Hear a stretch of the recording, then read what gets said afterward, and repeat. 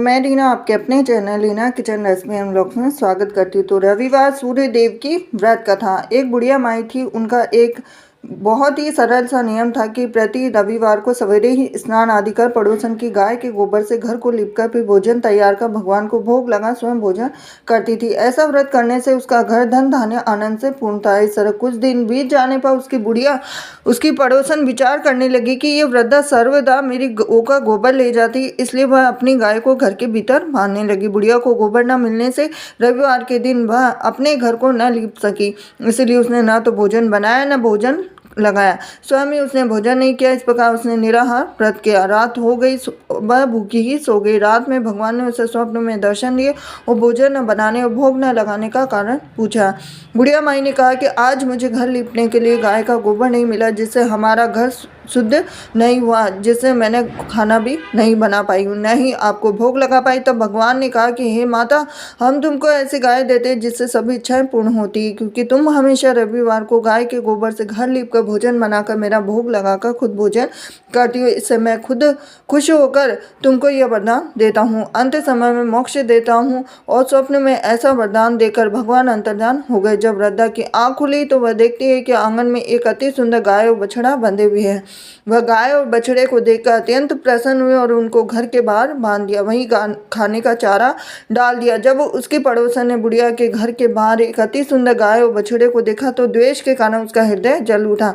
जब उसने देखा कि गाय ने सोने का गोबर किया है तो वह उस गाय के गोबर ले गई और अपनी गाय का गोबर उसकी जगह रख दिया। वह नित्य प्रति ऐसा करती रही और सीधी सादी बुढ़िया को इसकी खबर नहीं हुई। तब सर्वव्यापी ईश्वर ने सोचा कि चालाक पड़ोसन के कर्म से बुढ़िया ठगी जा रही है, तो भगवान ने संध्या के समय अपनी माया से बड़े जोर की आंधी चला दी। तो बुढ़िया ने अंधेरी के भय से अपने गाय को घर के भीतर बांध दिया और प्रातः उठकर जब वृद्धा ने देखा कि गाय ने सोने का गोबर दिया है तो उसके आश्चर्य की सीमा न रही। वह प्रतिदिन गाय को घर के भीतर बांधने लगी। उधर पड़ोसन ने देखा कि बुढ़िया गौ को घर के भीतर बांधने लगी है और उसका सोने का गोबर उठाने का दांव नहीं चलता, तो वह ईर्ष्या से जल उठी। कुछ उपाय न देख उसने उस देश के राजा की सभा में जाकर कहा, महाराज, मेरे पड़ोस में एक वृद्धा के पास ऐसी गाय है जो आप जैसे राजाओं के लिए प्रजा पालन कीजिए। तब वह वृद्धा इतने सोने का क्या करेगी, तो राजा ने यह बात सुन अपने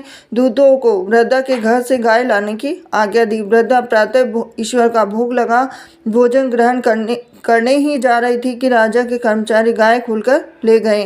वृद्धा काफी रोई चिल्लाई, किंतु कर्मचारियों के समक्ष कोई क्या कहता।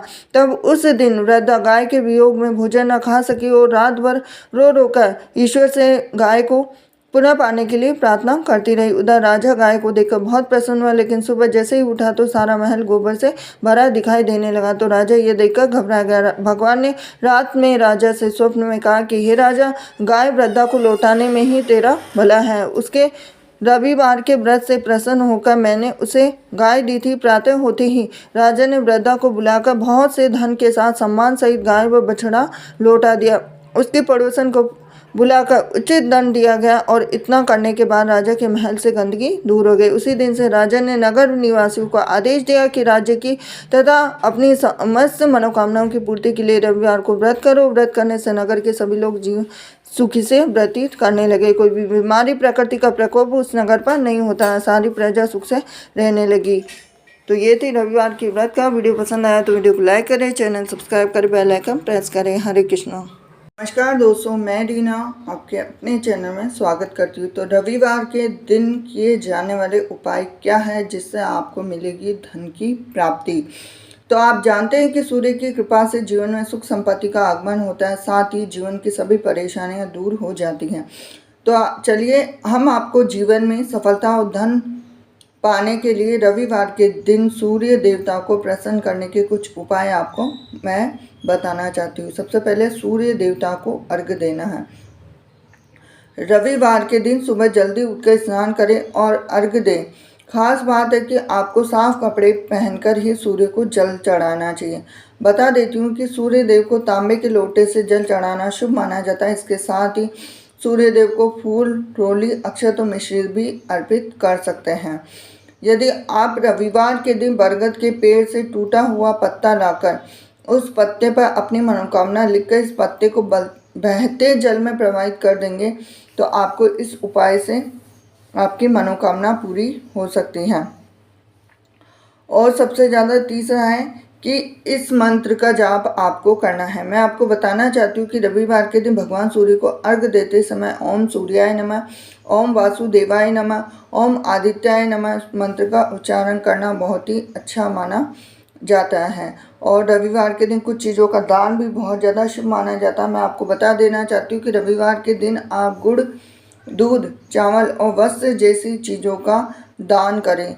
मैं आपको बताना चाहती हूँ कि इससे सूर्यदेव प्रसन्न होते हैं और उनकी कृपा से आपके सभी कार्य बन जाते हैं, जिससे आपको जल्द से जल्द सफलता मिलती है।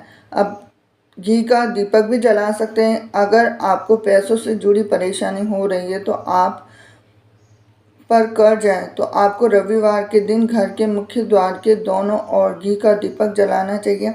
माना जाता है कि इस उपाय से सूर्य देव के साथ साथ माँ लक्ष्मी भी प्रसन्न होती हैं, जिससे आपके आर्थिक स्थिति में सुधार आती है और माता लक्ष्मी प्रसन्न होती है। दूध को बबूल के पेड़ की जड़ में डालना चाहिए। अब कैसे डालना है? माना जाता है कि रविवार की रात को सोते समय 1 गिलास दूध अपने सिरहाने रखकर सोना चाहिए। फिर अगले दिन सुबह उठकर उस दूध को बबूल के पेड़ की जड़ में डालना अत्यंत लाभकारी माना जाता है। इससे कोई भी व्यक्ति धन और ऐश्वर्य प्राप्त कर सकता है। झाड़ू खरीदें। अगर आप जल्द से जल्द अपना भाग्य चमकाना चाहते हैं तो रविवार के दिन 3 झाड़ू खरीदकर सोमवार को अपने नज़दीकी किसी मंदिर में दान कर दें। इस उपाय से आपको काफ़ी फायदा मिलने वाला है। तिलक लगाकर बाहर जाना चाहिए। अगर आप रविवार के दिन कोई शुभ कार्य करने जा रहे हैं तो सफलता पाने के लिए आप घर से निकलने से पहले तिलक जरूर लगाएं। साथ ही इस दिन लाल रंग के वस्त्र धारण करने का प्रयास करना चाहिए। गायत्री मंत्र का जाप करना चाहिए। मैं आपको बता देना चाहती हूँ कि रविवार के दिन गायत्री मंत्र का जाप करना भी लाभकारी होता है, क्योंकि गायत्री का देवता सविता है और सविता का अर्थ होता है सूर्य। इस दिन कम से कम 108 बार गायत्री मंत्र का जाप करना चाहिए।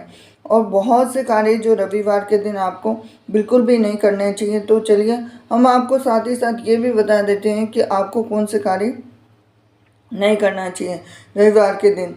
तेल मालिश से परहेज करना चाहिए। मैं आपको बता देना चाहती हूँ कि रविवार के दिन तेल मालिश से परहेज सही शनि से संबंधित पदार्थों का प्रयोग भी नहीं करना चाहिए। बाल न कटाएं। रविवार को बाल कटाने से बचें, क्योंकि ऐसा माना जाता है कि इससे सूर्य से जुड़ा तेज कम होता है। मादक पेय पदार्थों का सेवन बिल्कुल नहीं करना चाहिए, क्योंकि रविवार के दिन मादक पेय पदार्थों का सेवन करने से बचना चाहिए, क्योंकि यह अशुभ माना जाता है।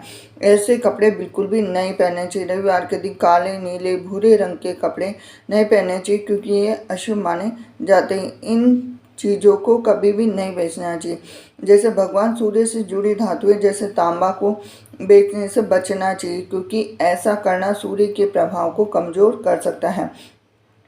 और इस दिशा में यात्रा करने से रविवार के दिन पश्चिम और उत्तर पश्चिम दिशा में यात्रा करने से बचना चाहिए, क्योंकि पश्चिम दिशा में शूल होने के कारण इसे अशुभ माना जाता है। यदि आवश्यक हो तो इन दिशाओं की ओर यात्रा करने से पहले दलिया, घी या पान खाकर खा ले, या फिर आगे बढ़ने से पहले 5 कदम पीछे हट जाए, ये जरूर करना चाहिए। तो रविवार के दिन खरीदे कुछ सामान है जिनको खरीदना चाहिए। रविवार के दिन कुछ वस्तुओं की खरीदारी करना शुभ माना जाता है, क्योंकि ऐसा माना जाता है कि इससे माँ लक्ष्मी की कृपा आती है और घर में उनकी अनुपस्थिति से आर्थिक समस्याएं दूर हो जाती हैं। जैसे बटुआ।